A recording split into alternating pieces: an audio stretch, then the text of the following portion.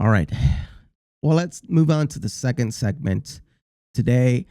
And I just want to start off by saying that there is a huge problem in our society, and it's not just Trump. All right.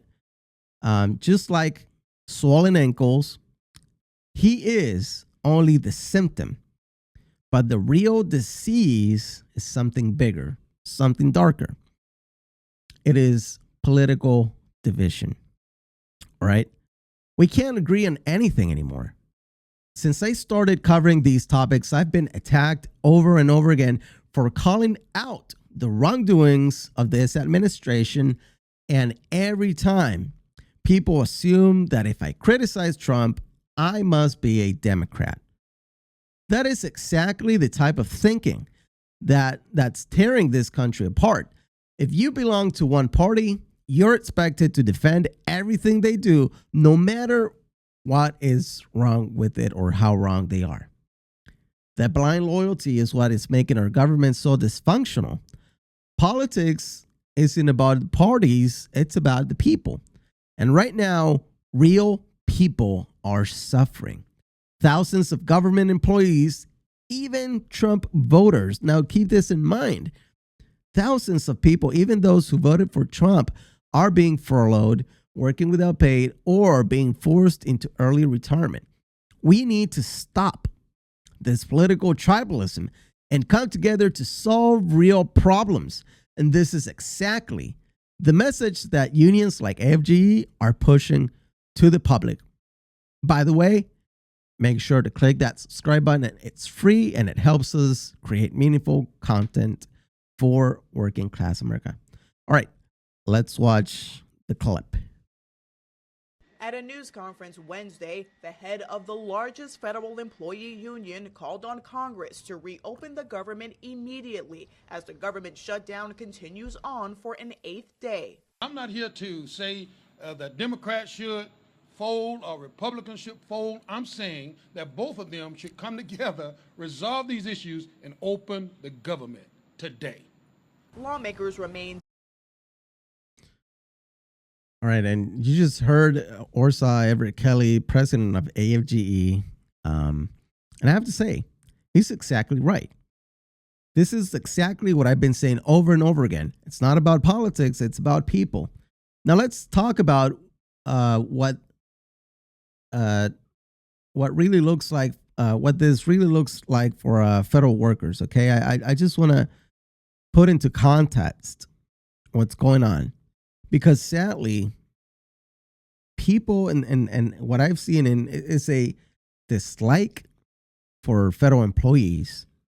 And it kind of makes me a little disgusted by some of the things that people say on social media, on the comment sections, because a lot of people demonize our federal workers. And there's a lot of hate for federal workers and government workers in general. And we have to realize that it is not the workers that they should be hating on, but it's the system itself. Because a lot of times these workers are forced to work under certain workplaces and environments that is really not conducive to being as productive as we might like them to be. All right.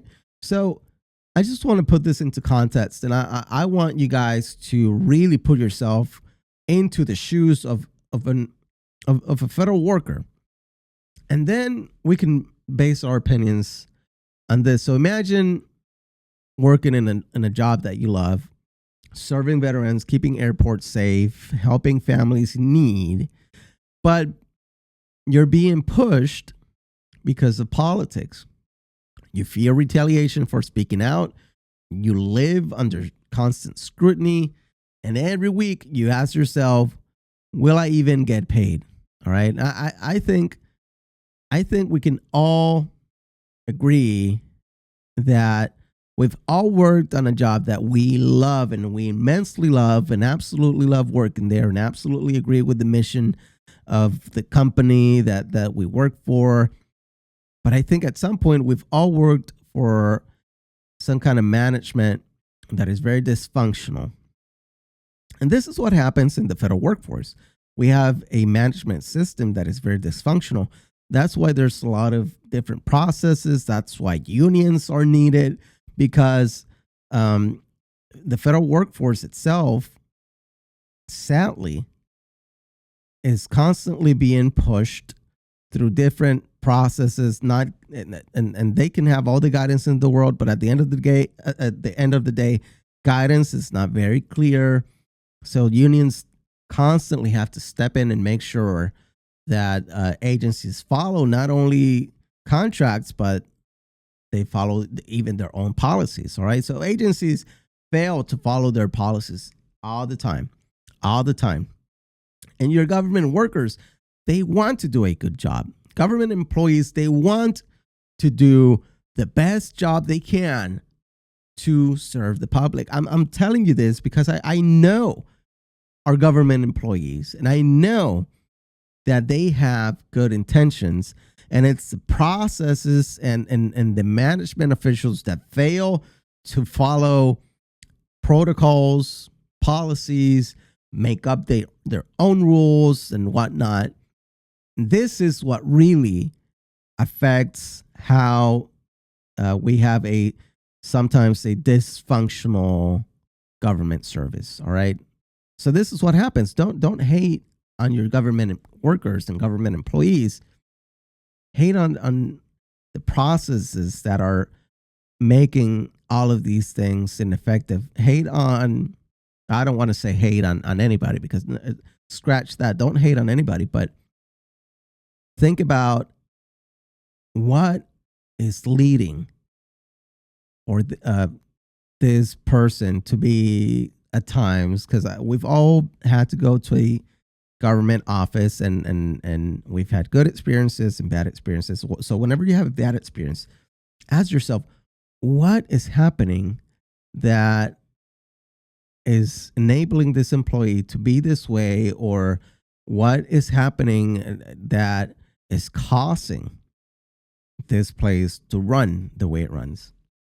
You're going to find most of the time, I would say 99% of the time, that it's due to bad management. All right. And this is the type of scrutiny, the type of issues that federal and government workers face every single day. That's what thousands of public servants are going through right now, right? On top of all of this, now we don't know now many of them don't know if they're getting paid. Many of them are working knowing that they might not have a paycheck. Many of them don't even have enough money to report to work the next pay period, right? And yet, many Americans tend to dehumanize them because taxpayers pay government employees' salary, right? Guess what? We all pay each other's salaries. If you buy something at a store, your money pays someone else's wages, all right? So if I go to Walmart, you work in Walmart, whatever I buy, my purchases pay for your salary. And this happens everywhere. We're all connected. So the problem isn't the workers, and you're not entitled to criticize and hate government employees because of the fact that you pay their wages with taxes. All right? The problem isn't the workers. The problem is the system. Now, let me tell you this. The government spends billions and billions of dollars on vanity projects, things that we don't even need, things that don't make sense. And this is the type of things that government employees see all the time. And a lot of government employees ask themselves, why are we buying this?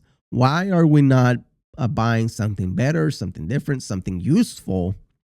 So, but our government officials and the people that are in charge are so disconnected from their workforce. and especially the people in power, that they spend billions of dollars on things we don't need, but we can't fund fair wages or fair staffing. And we also have to understand government employees make less money on the same type of work, on the same type of job, on the same type of line of work. Typically, government employees make less money than somebody that would do that on the private sector. Okay? So after all of this, after going through all these issues, and at the end of the day, it's not even something that is well compensated because they're not paid well enough. All right? So nobody deserves to be used as political pawns. Okay? Our government employees are going through it right now. Our government workers are going through tough times. This administration doesn't care about the government employees. They don't even care about if the essentials services that people may or may not receive. They don't care about the effects that this has in the general public. So think about this. Next time you think about something negative about government workers, think if you would like to place yourself in their shoes and say, would I want to be treated this way? Right? People aren't being even paid enough to go through all of these things. And they still do because they like their jobs. They like what they're doing. And they want to serve the public. Somebody has to do it. I'm sure a lot of us are grateful for some of the government services that we receive, right? So just think about this. Nobody deserves to be used as a political pawn, and nobody deserves to work without pay. So when President Kelley says that it's not about having either party forward on their agendas, but rather to come to a mutual agreement to open up the government today, he's absolutely right in saying so. So let's come together and let's agree that nobody deserves to lose their pay because of politics. And let's start working together to solve these issues. And look, if you want to disagree, that's fine. But don't do it at the cost of the livelihood of thousands of Americans whom you swore to fight for when you took an oath to serve the very people that you are putting at risk. All right. So President Kelley, good comment on that clip over there. And I agree 101%.